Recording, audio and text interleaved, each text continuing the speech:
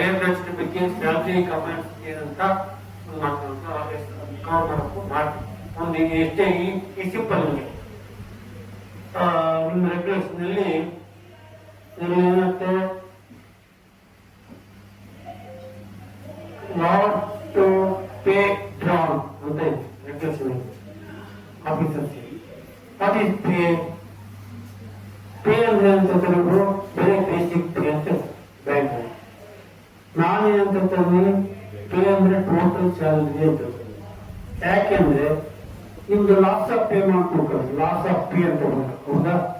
Loss of pay ನಲ್ಲಿ ಏನಾಗ್ತ ನೋಡ್ರಿ, ಎಲ್ಲವೂ ಕಟ್ ಮಾಡ್ತಾರೆ ಕೊಡ್ತಾನೆ.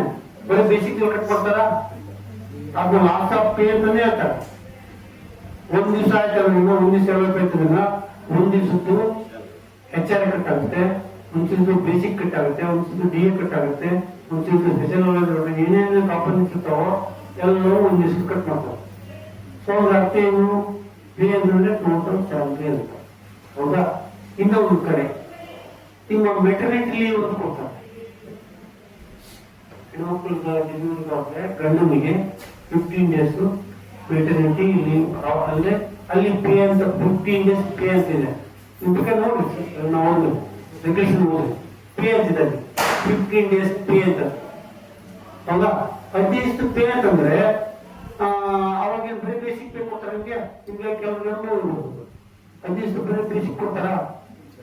ಇಲ್ಲ, ಟೋಟಲ್ ಸ್ಯಾಲರಿ ಕೊಡ್ತಾನೆ. ಅಲ್ಲಿ ಪೇ ಅಂತಂದ್ರೆ ಸ್ಯಾಲರಿ ಅಂತಾನೆ ಉಪಯೋಗಿಸೋದು ಕೊಡ್ತಾನೆ. ಸೊ ಇನ್ನೂ ಒಂದು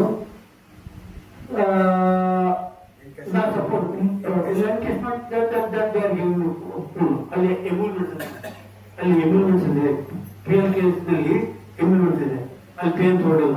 ಬಟ್ ಇನ್ನೊಂದು ನಾನು ರಿಸೈನ್ ಮಾಡಿದೆ ಅಂತಕೊಂಡು 10 ವರ್ಷಕ್ಕೆ ಕೆಲವು ಜನ ರಿಸೈನ್ ಮಾಡಿದ್ದಾರೆ. ಮೇಡಮ್ ಮಕ್ಕಳಿಗೆ ಎಕ್ಸಾಂಪಲ್ ಪರ್ಫೆಕ್ಟ್. ಅವಾಗ ಕ್ಲರ್ಕ್ ಅಂದ್ರೆ 1 month pay or 3 months pay ಕೊಡ್ಬೇಕಂತಂದ್ರೆ ಕೊಟ್ಟು ಅಥವಾ 3 months ಲೀವ್ ಅಥವಾ 3 months ನೋಟಿಸ್. ನೀವು 3 months ಲೀವ್ ಇದ್ರೆ ಅದು ಕಟ್ ಮಾಡಿದ್ರೆ ಕೊಡ್ತಾರೆ ಒಂದು, ಅಥವಾ 3 months ಅಮೌಂಟ್ ಕೊಟ್ಟು ನೀವು ಬಿಡ್ಬೋದು, ಅಥವಾ 3 months ನೋಟಿಸ್ ಕೊಡ್ಬೋದು. ಸೊ ಅಲ್ಲಿ ಕೂಡ ಪೇ ಅಂತ ಉಪಯೋಗಿಸ್ತಾರೆ. ಈಕ್ವಲ್ ಟು 3 months ಪೇ ಅಥವಾ 1 month pay in class of class ಅಂತ. ಸೊ ಆ ಬಿಟ್ಟಾಗ ನೀವು ಬರೀ ಬೇಸಿಕ್ ಪೇ ತಗೊಂಡು ಬಿಡ್ತದಾ? ಮೇಡಮ್ ನೀವು ಗೊತ್ತಿದೆಯಾ ಬೇಸಿಕ್ ಪೇ ಕೊಟ್ಟಿದ್ದೀರಾ ಅಥವಾ ನೋಟಿಸ್ ಕೊಟ್ಟು ಕೊಟ್ಟಿದ್ದೀರಾ?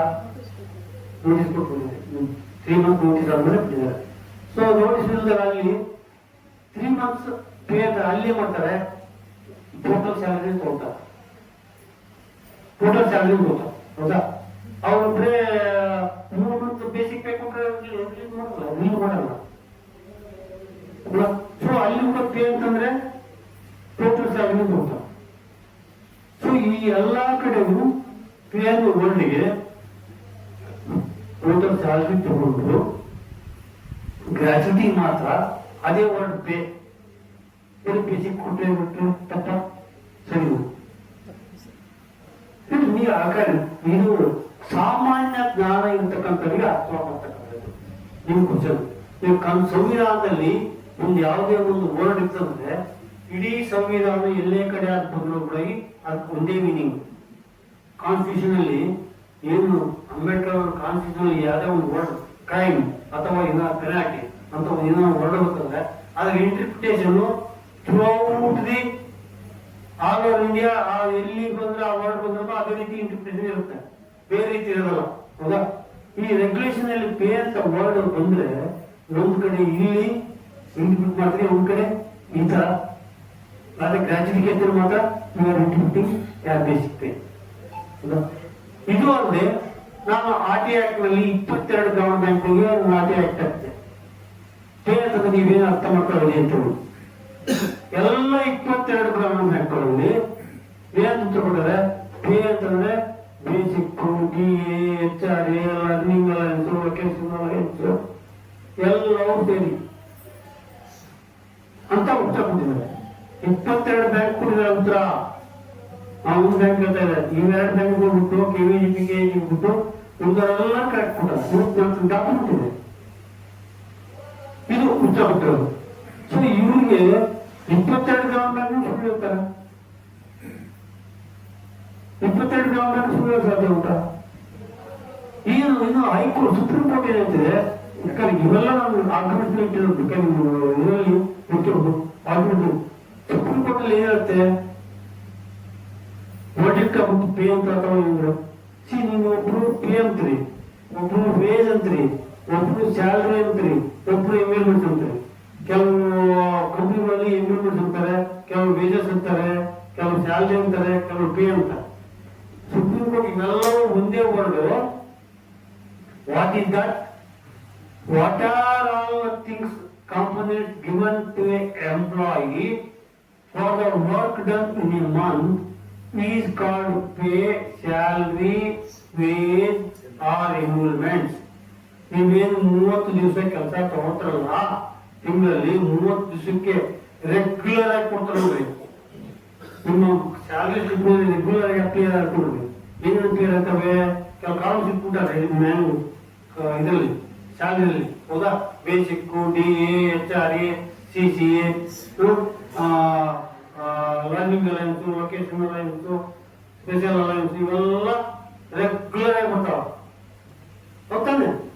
ಸೊ ಅವೆಲ್ಲ ರೆಗ್ಯುಲರ್ ಆಗಿ ಅದರಲ್ಲಿ ಅದು that is called pay. Suppose overtime allowance ಕೊಟ್ಟರು, ಹೌದಾ? ಸಪೋಸ್ ಕ್ಯಾಶ್ ಅಲೈನ್ಸ್ ಕೊಟ್ಟರು, that is extra means does not qualify for pay ಅಂತ. ನೀವು ಓವರ್ ಟೈಮ್ ಮಾಡಿದ್ರೆ ಎಕ್ಸ್ಟ್ರಾ ಮಾಡಿದ್ರೆ ಅಂತ ಕೊಟ್ಟಿರೋದು, ಅದು it is not as pay. Father extra done. And after closing also, after ಮಾಡಿರುತ್ತೆ ಅದು ಕ್ಲೋಸಿಂಗ್ ಆಲ್ಸೋ ಬಿಡುತ್ತೆ. It's not a pay. ಯಾವ್ದು ಪೇ? ರೆಗ್ಯುಲರ್ ಆಗಿ ನೀವು ಕೊಡ್ತಾರಲ್ಲ ಪ್ರತಿ ತಿಂಗಳ ಸ್ಯಾಲರಿಯಲ್ಲಿ ಕ್ವಾಲಿಫಿಕೇಶನ್ ಅಲೈನ್ಸ್, ಏನು ಅಲೈನ್ಸ್ ರೆಗ್ಯುಲರ್ ಆಗಿ ತಗೊಳ್ಳಿ. ಸ್ಲಿಪ್ ತಕ್ಕ ಪ್ರತಿ ಟೈಮ್ ಒಬ್ಬ ರೆಗ್ಯುಲರ್ ಆಗಿ ಅಪ್ಲೈ ಆಗ್ತಾವ. ಯಾವ ಡಿ ಚೇಂಜ್ ಆಗ್ತಾವ, ಹೌದಾ? All those things are called ಹೊಸ. ಆಮೇಲೆ all things will be regular, ಅದು ಪೇ ಅಂತ ಸುಪ್ರೀಂ ಕೋರ್ಟ್ ಇದೆ.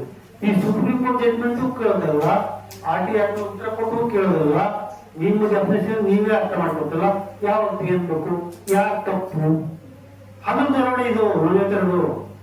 ಯಾಕಂದ್ರೆ ಇದು ಸಾಮಾನ್ಯ ಮನುಷ್ಯರಿಗೆ ಅರ್ಥ ಆಗುತ್ತೆ ಪೇ ಅಂತಂದ್ರೆ. ಆದ್ರೆ ಹಗಲು ಧೋರಣೆ ಮಾಡ್ತಾರೆ. ಇದೆಲ್ಲರೂ ಸೈಲೆಂಟ್ ಇರ್ತಾರೆ.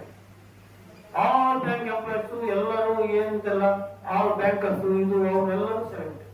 ಈಗ ಕಣ್ತಿಂಗ್ ಈಗ ಅದೇ ಬರೀ DA ಕೊಟ್ಟು ಸಾಕು. ಅದಕ್ಕೆ ನಾಲೆಡ್ಜ್ ಇಲ್ಲ, ಅವ್ರಿಗೆ ನಾಲೆಡ್ಜ್ ಇಲ್ಲ, ಪೂರ್ತಿ ಇಲ್ಲ. ಇದು ಥಿಂಗ್. ಯಾಕಂದ್ರೆ ಅವ್ರಿಗೆ ಪಟ್ನವ್ರು ಇಲ್ಲ, ಅವ್ರು ಲೀಡರ್ಸ್ ಅಲ್ಲ, ಅವ್ರು ಪಟ್ನವ್ರು ಇಲ್ಲ.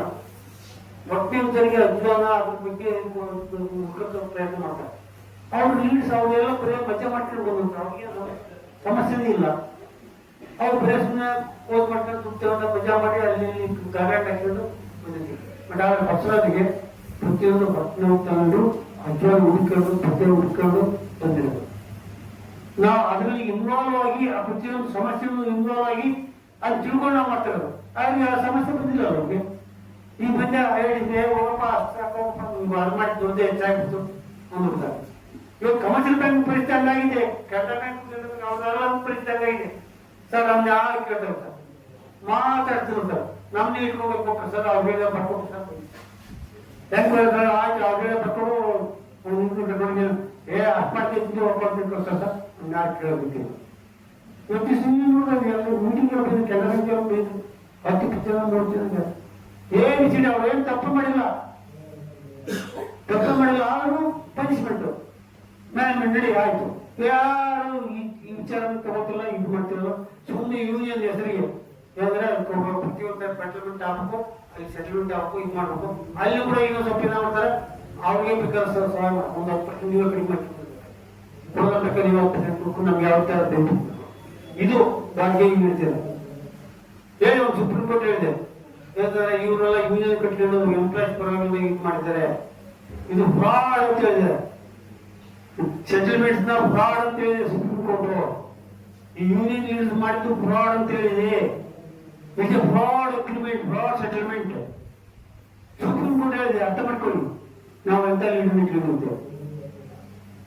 So this is what I told you ಅದಕ್ಕೆ ಪೇ ಬಗ್ಗೆ ಹೇಳಿದ್ದು